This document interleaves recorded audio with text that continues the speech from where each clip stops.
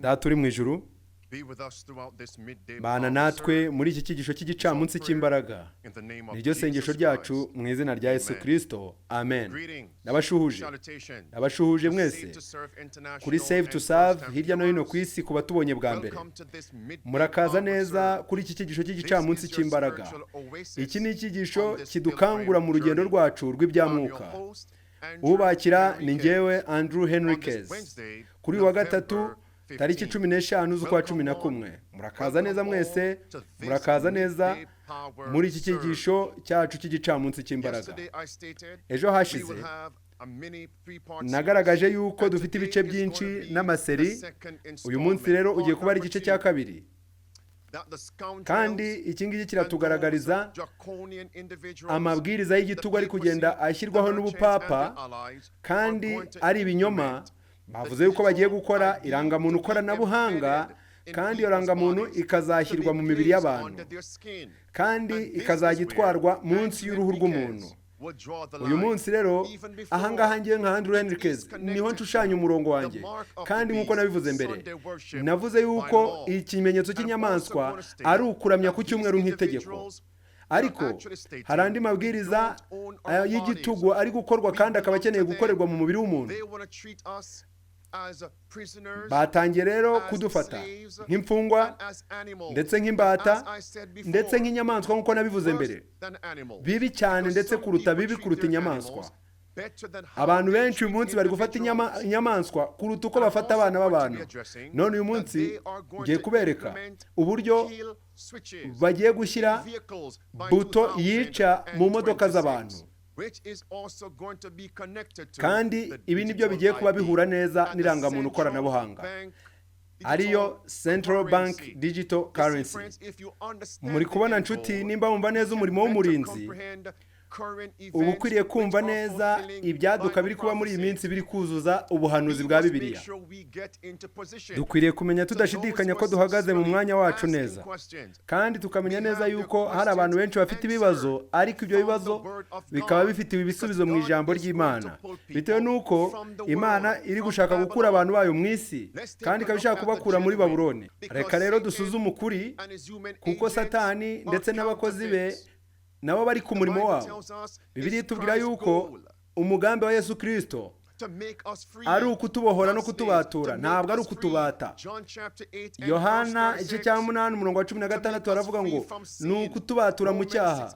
Abaroma igice cya 6:18 kudukura muri Babuloni. Ibyahishuwe igice cya 18:4. None umugambi wa Satani wo ni uwuhe? Umugambi wa Satani ni ukutugira imbata no kutugira imfungwa.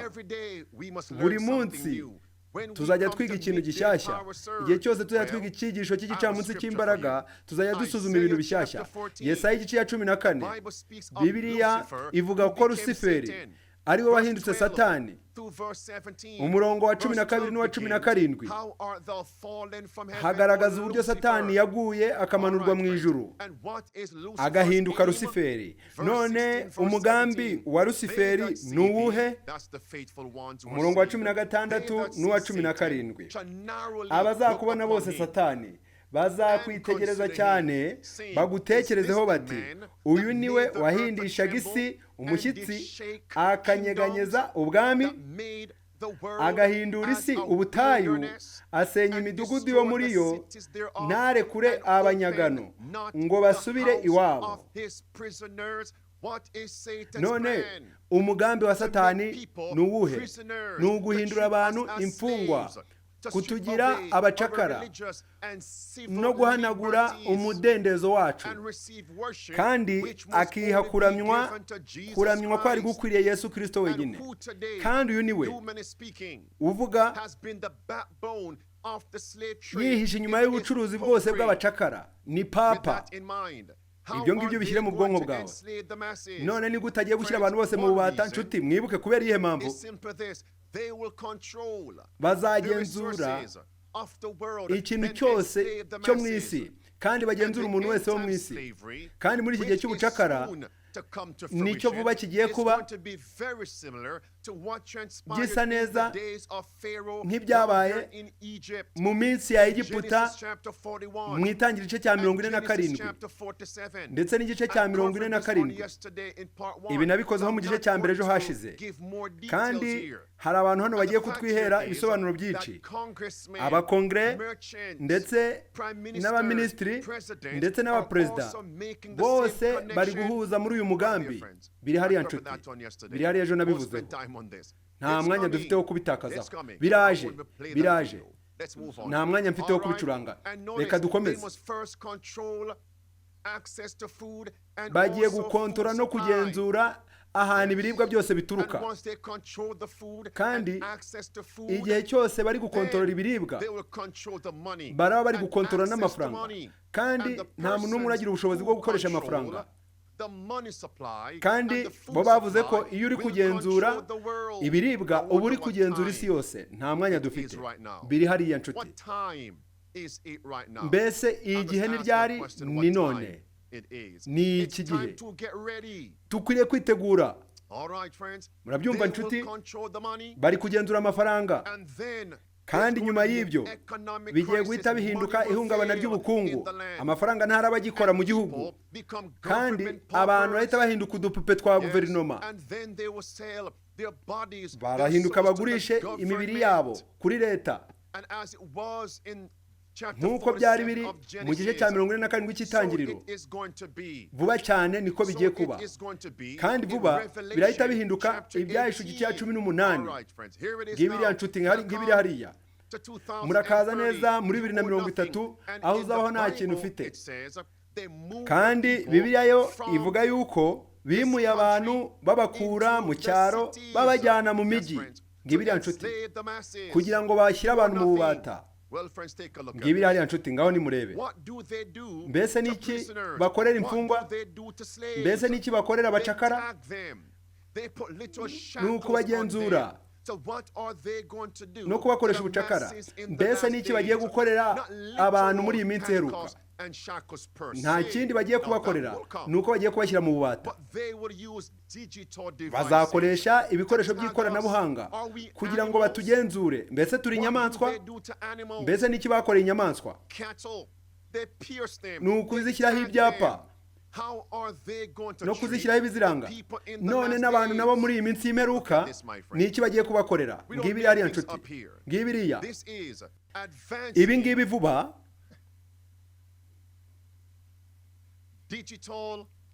ni uguteza imbere ibigo by'ikoranabuhanga. Kandi ibi ngibi, iyi foto itwereka neza uburyo utazagira ikintu ubasha gukora mu muryango w'abantu keretse gusa ufite irangamuntu koranabuhanga. Kandi irangamuntu koranabuhanga igomba gushyirwa mu mibiri y'abantu. Ngibiriya. Mbese muri kubibona neza? Ntabwo ibi bintu uzigera ubigiraho uruhare keretse gusa. Ibi bintu ntabwo uzigera ubasha kubigiraho uburenganzira. Serivisi, ibicuruzwa ndetse no kurangura mu muryango w'abantu keretse gusa ufite irangamuntu y'ikoranabuhanga, kandi iyo ngiyo igashyirwa mu mubiri wanjye. Ibi nibyo naciyeho umurongo ndetse n'ejo hashize. Kandi ibi ngibi bihura neza n'ikimenyetso cy'inyamaswa. Reba hariya, ntabwo umubiri ukiri uwawe. Mu Buhinde udatanze ibi bipimo by'ikoranabuhanga ntabwo ushobora guhaha. Nta nubwo niba ntabwo ubasha kubona ibyo kurya utemereye kuba igipupe cya guverinoma. Interuro ya nyuma iri kuvuga igihe bari mu myigaragambyo yo kwamagana ibi bintu nk'uko igihugu cyabo cyabigaragazaga. Abaturage bo mu Buhinde ntabwo bagifite uburenganzira ndetse na nubwo bemerewe kuburana ku bijyanye n'uburenganzira ko bagifite uburenganzira ku mibiri yabo. Nimwumve hariya nshuti zanjye. Sobanutse rero amabanki yo muri buri gihugu, banki nkuru zose ziri kugerageza guteza imbere amafaranga y'ikoranabuhanga, kandi agomba gukorana na telefone. Kandi intambwe ya nyuma y'ayo mafaranga ni akantu gatoya kangana n'uruheke rw'umuceri. Nibyo ngibyo. Ngo bigiye kuza gute?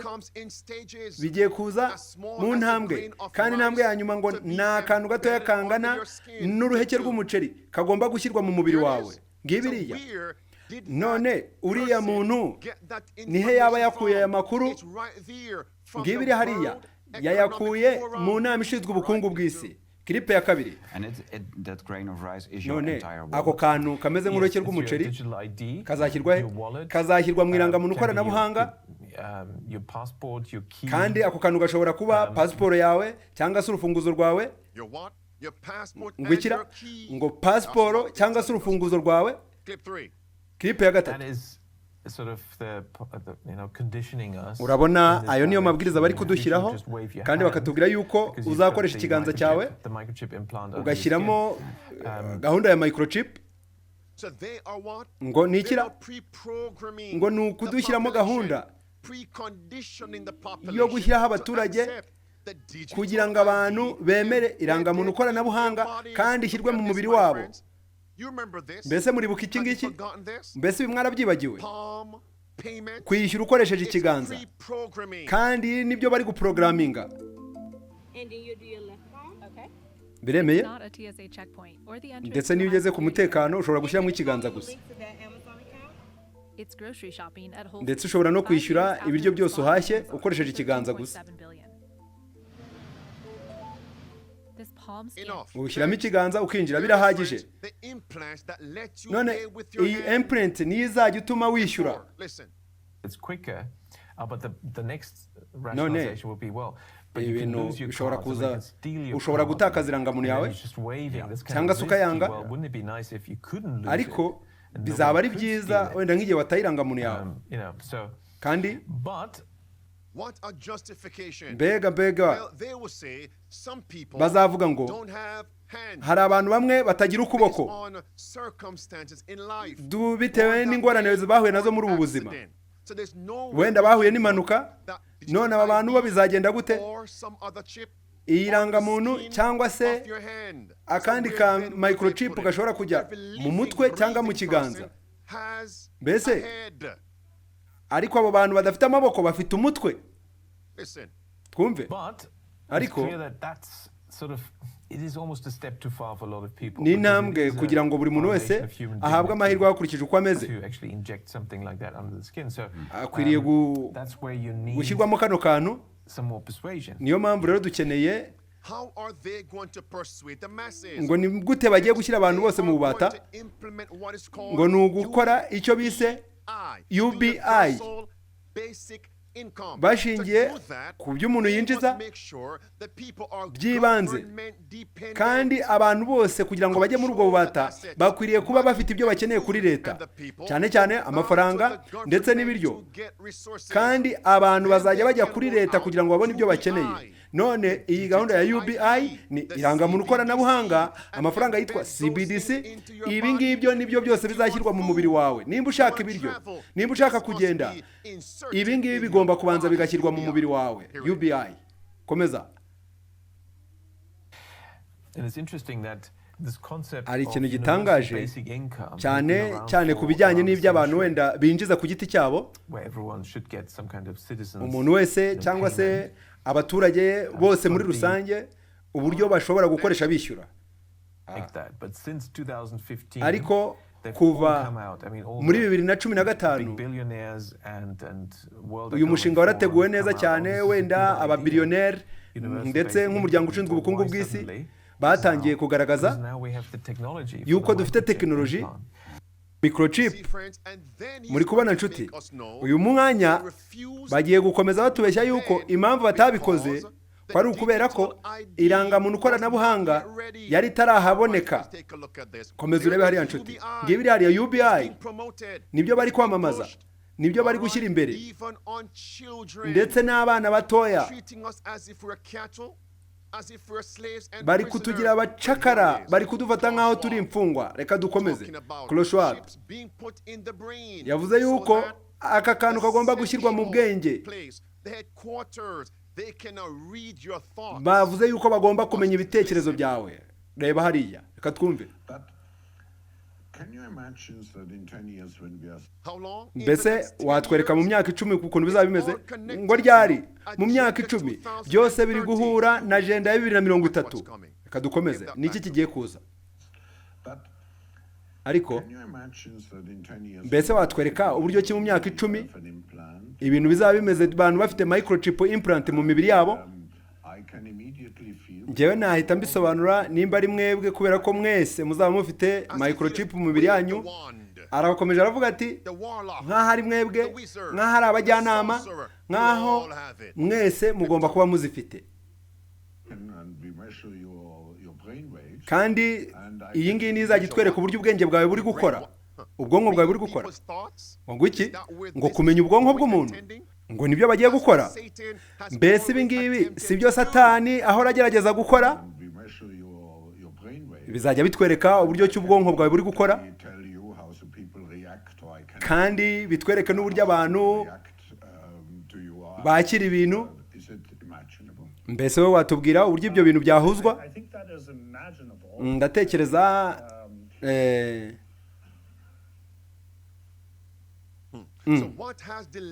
mbese ni icyo akerewe kuvuga atinze ari gutekereza. Biraje ngibiri yakomeza urebe. None rero turabizi neza ko 2017 Bill Gates yavuze yuko ari igitekerezo cyiza dushingiye ku buryo abantu bakenera by'ibanze, ariko twakererewe kuyikoresha kubera yuko hari ikintu kimwe cyaburaga. Icyaburaga ni irangamuntu ikoranabuhanga. Kandi iki ngiki nicyo COVID yari yaje kudufasha kugira ngo iyi rangamuntu itangire gukoreshwa. None ngo nuhe muryango wera ngo w'ubumwe bw'Uburayi, ngo niki uwo muryango uri gukora? Ni irangamuntu ikoranabuhanga. Iyi niyo gahunda yabo bw'ibiriya. Kandi igitego kigomba kugerwaho muri 2030. Ngibiri hariya nshuti, bazagenda bakora ibyorezo, bakora amakuba, kandi igitego cya mbere bagomba kugeraho ni irangamuntu ikoranabuhanga. Nshuti zanjye, imyaka 7 yo gushyiramo umuvuduko, kandi 2023 ni umwaka wa mbere. Nta kintu na kimwe bazahagarika. None tukomeze turebe. Uyu ni umuterankunga w'umuryango w'ubukungu bw'isi. Yavuze yuko iyi rangamuntu igomba gutwarwa mu mubiri w'abantu, munsi y'uruhu rw'abantu, atari hejuru ahubwo mu ruhu nk'imbere. Mu minsi yashize kugenzura byari biri hejuru y'uruhu, ariko noneho bigiye gushyirwa munsi y'uruhu. Leta ishaka kumenya aho abantu bagiye, ndetse ishaka kumenya ibintu byinshi, ikamenya ibiri mu ruhu rwacu n'ibiri kuberayo, ikamenya ndetse n'uko umutima wacu utera. Uyu mwanya abantu bari kugira imbaraga nyinshi, ikiremwamuntu kiri kugira imbaraga nyinshi, kandi ikiremwamuntu kiri kugira imbaraga nk'iz'Imana. Kandi mu kuri turi guhindura ikiremwamuntu kugira ngo gihindukire kigere ku Mana. None uyu munsi bihaye ubushobozi bw'ibikorwa bitatu Imana ishoboye: omnipotent, omnipresent na omniscient. Omnipotent bivuze ko Imana ari ifite imbaraga zo kugenzura abantu. Omnipresent bivuze ko Imana ariyo ibera hose icyarimwe, ikamenya aho uri n'aho ujya. None icya gatatu, nabo bari gushaka kumenya ibyo uri gukora, n'aho ugiye, ndetse n'ibyo uri gukora. None abantu bashaka gukomeza gukoresha ibikoresho bya Satani, kandi ibi ngibi nibyo biyobora abantu ku kimenyetso cy'inyamaswa. None nibijyanye n'iyobokamana byacu nta nubwo tukibibarwaho, bo ubwabo barakangutse. Mbese twebwe bimeze bite, twebwe n'abantu bacu? Gahunda isanzwe yo kugenzura yari iri hejuru y'uruhu, ariko ubu none igomba gushyirwa mu ruhu.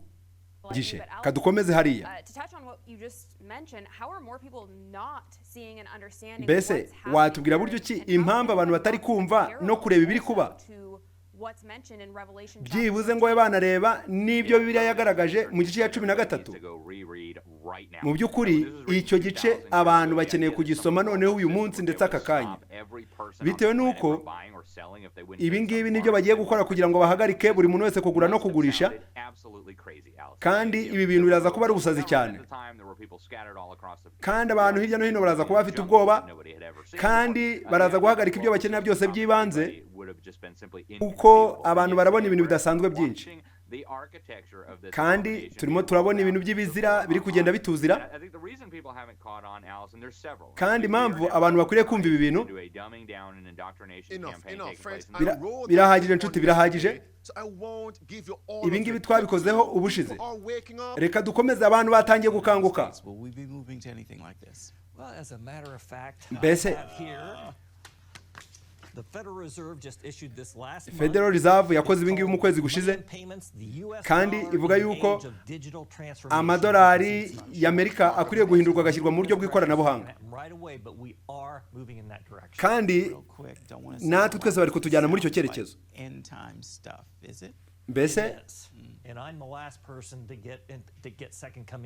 abantu uri kubona badatangiye kugirwa nk'inyamaswa mu bubata, ariko njyewe uburyo mbyemeza, nemeza neza yuko iyi ari ibyahanuwe bya Bibiliya byanditswe mu gice cya 13 cy'Ibyahishuwe umurongo wa 16 na 17. Havuga ngo itera bose gushyirwaho ikimenyetso mu ruhanga rw'iburyo cyangwa mu kiganza, kugira ngo hatagira umuntu wemererwa kugura, gutunda cyangwa kugurisha keretse afite icyo kimenyetso.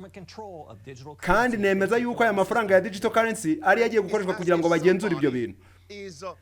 None nshuti, abandi bantu nabo batangiye kumera nk'umuntu uri mu mwijima uri gushaka ahantu itara ricanirwa. None iyo umuntu ameze gutyo yabuze aho acanira itara, abantu muri uyu mwijima batangiye gukanguka, bari gukanguka babaza aho itara ricanirwa. Niyo mpamvu dukeneye guhagarara mu mwanya wacu neza. Reka dukomeze. Hari ibi ngibi nzabikoraho ku isabato iri imbere. Reka twumve. Satani ashaka kutugira ate? Ashaka kuduhindura imbata, ashaka kuduhindura abacakara, ashaka kudushyira muri prison. Ngibi iriya nshuti, ashaka kutugira abacakara ndetse no kudushyira muri prison. Kandi yaba ingo zacu, yaba imodoka zacu, yaba n'imiryango tubamo, ashaka kutugira abantu b'abacakara, adushyize mu nkambi z'abacakara.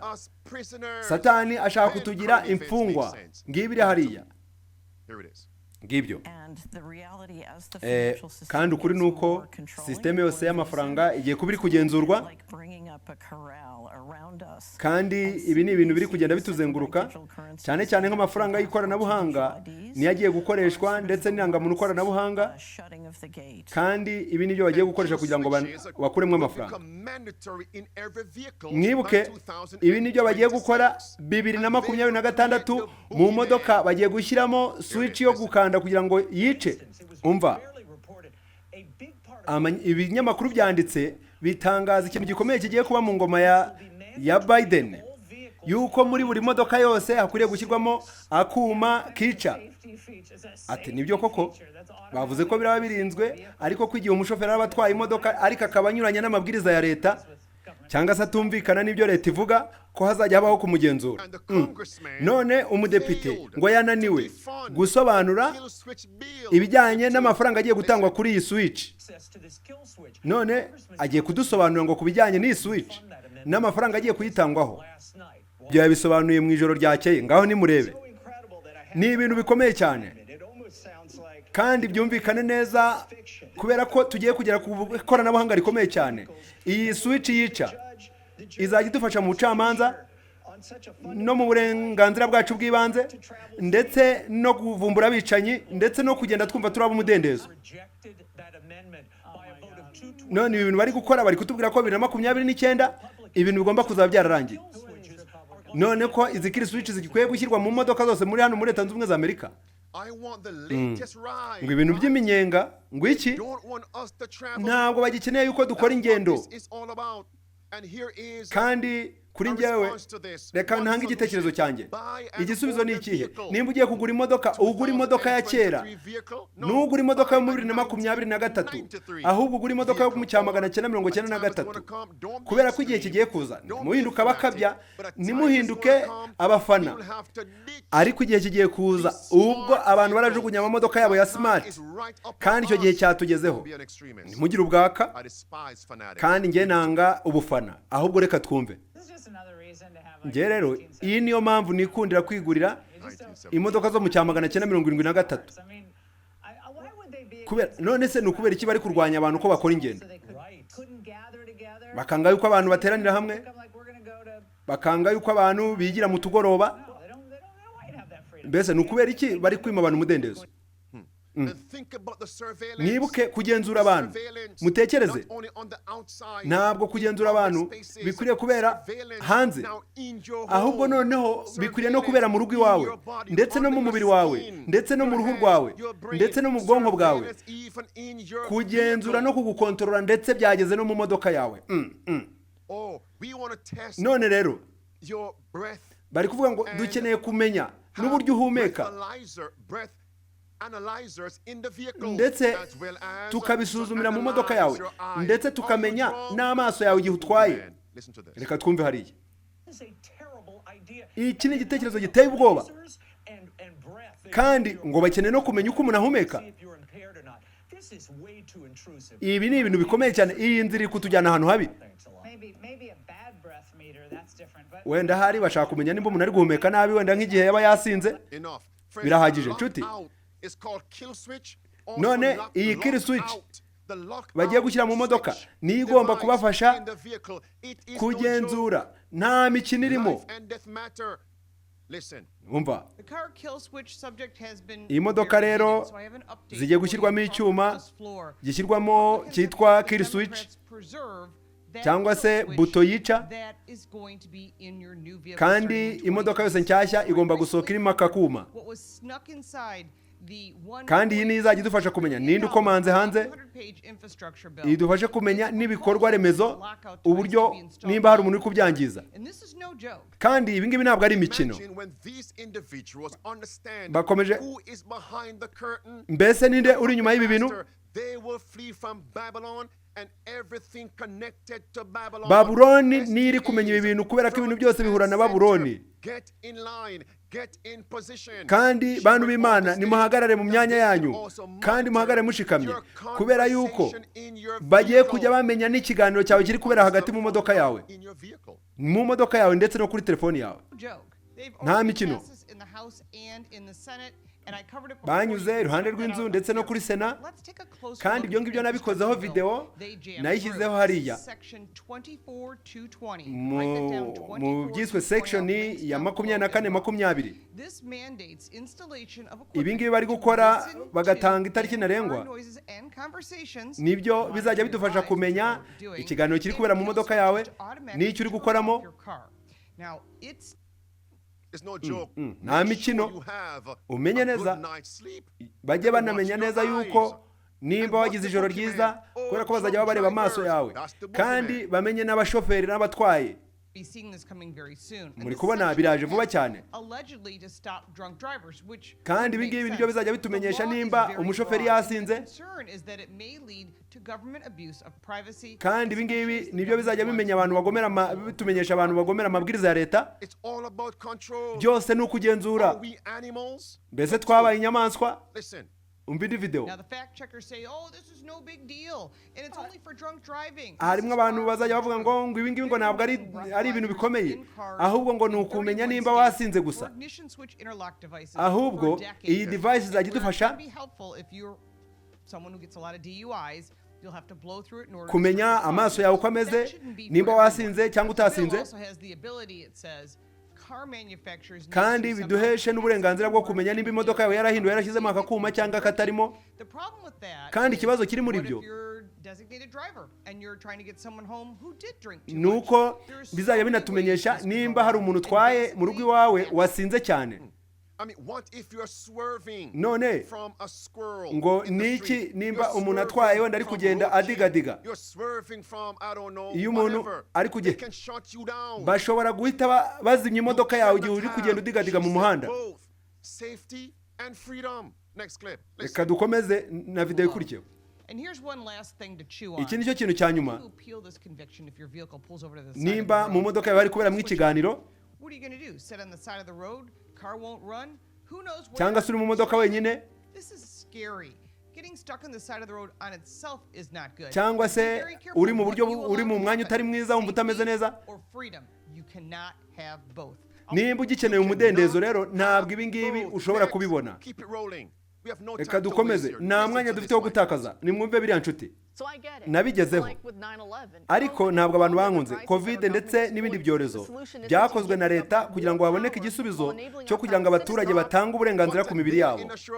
None bakoze ibyorezo kugira ngo tubahe imbaraga n'uburenganzira ku mibiri yacu, ngo nta kugenda, nta burenganzira, ngo ni impuhwe badufitiye.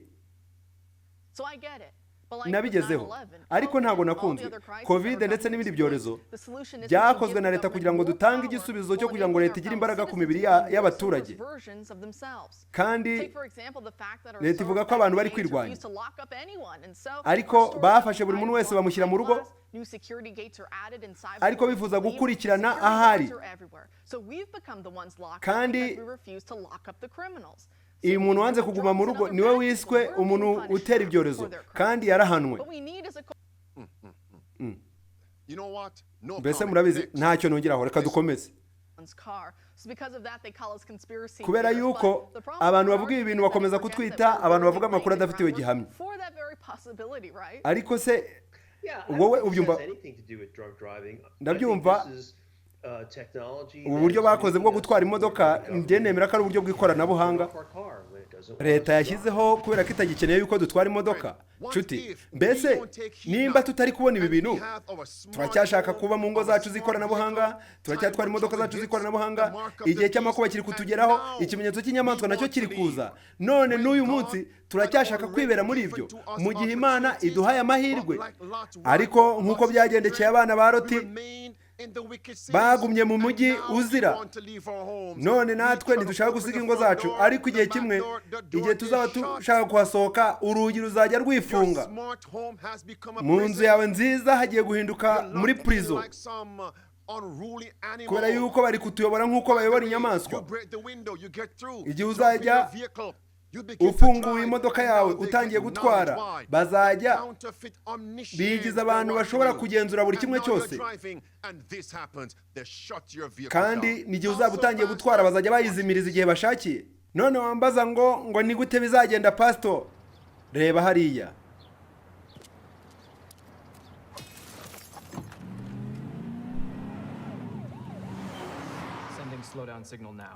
mushyiremo sinyare ituma agenda buhoro.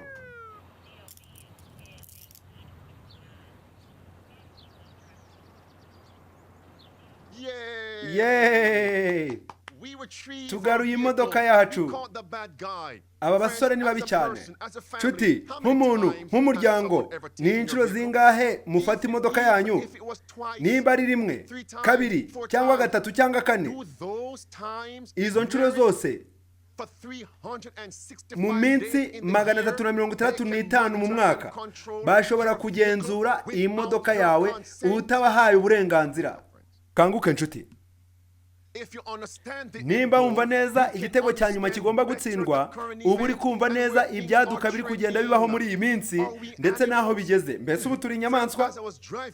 Nahoze ntwaye hano muri iyi mihanda yo mu cyaro, abantu bagiye bafite inzuri. Ni iki bashyira rero ku nzuri zabo kugira ngo barinde amatungo yabo? Bakora inzitiro. Inzitiro zimwe ziba zikozwe n'ibiti ndetse n'imigozi.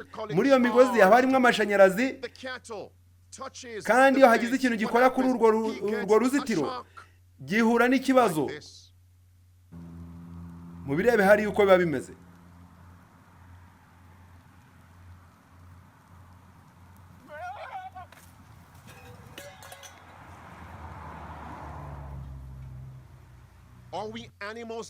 mbese ubu twabaye inyamaswa ra?